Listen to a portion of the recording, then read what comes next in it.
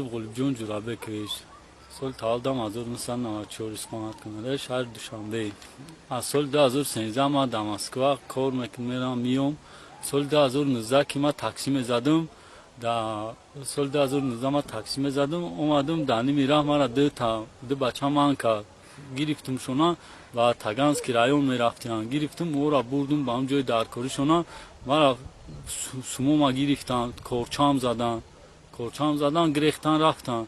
ما сразу милиция را زنگ زدم милиция اومدن او را دستگیر کردن. Взяли плату за проезд. В центре Москвы задержаны подозреваемые в разбойном нападении на таксиста. Как видно на этих кадрах, злоумышленники мирно доехали до пункта назначения, но во дворе дома начали угрожать водителю ножом, после чего совершили еще одну глупость. Побежали прямо на камеру наблюдения в ближайший подъезд. Первый с мобильником потерпевшего, второй с холодным оружием. Кстати, оба гражданина ранее судимы. На данный момент предполагаемые налетчики уже обживают камеры следственных изоляторов.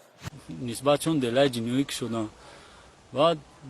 مرا جواب دادم ما خونه رفتم که با تلفنم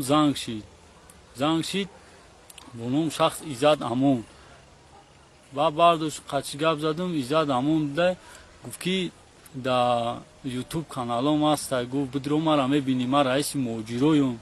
گفت ما خیلی گفتم ما در اومدم دیدم یوتیوب ده ایزاد امون زدم خیلی دیدم شکی چی خالی بودم ده مقصد موجیرو را چی میکرده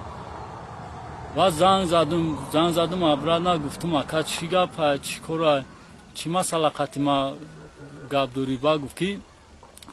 مسئله که ترا کورچا زدگیم پدر همو ادم اومدگی پدر گمانبر شده اومدگی قتیم شدگی میتونی پگا بیای چوپلیستان مترو چوپلیستان بیای ما گفتم ما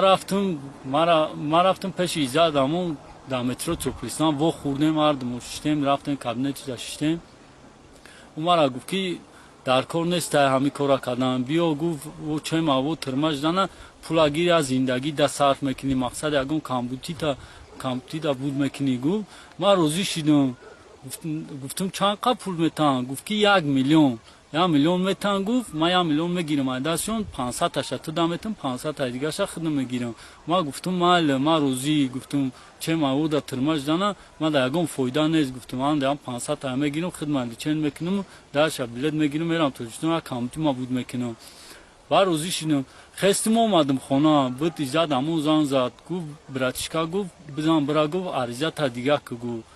ما گفتم ما خستم رفتم عدلی تاگانسکی رفتم عریضه ما دیگه کردم برو اومدم زنگ میزنم در نمره ایجاد همون نمیبرداره طولی 2 هفته ما او را کفتگیم طولی 2 هفته کفتم نیفتم خیلی دیگه چورا نداشتم خستم اومدم تاجیکستان قرضور شدم دیگه نمیدونستم چیکار کنم خستم اومدم تاجیکستان اوزی فهمیدم که همون آدم با قلبی قپیدیان ما همون مقاماتو در مراجعت کردنیم که من نسبت به آدم میخوام عریضه بنویسم نسبت به آدم من دعوا دارم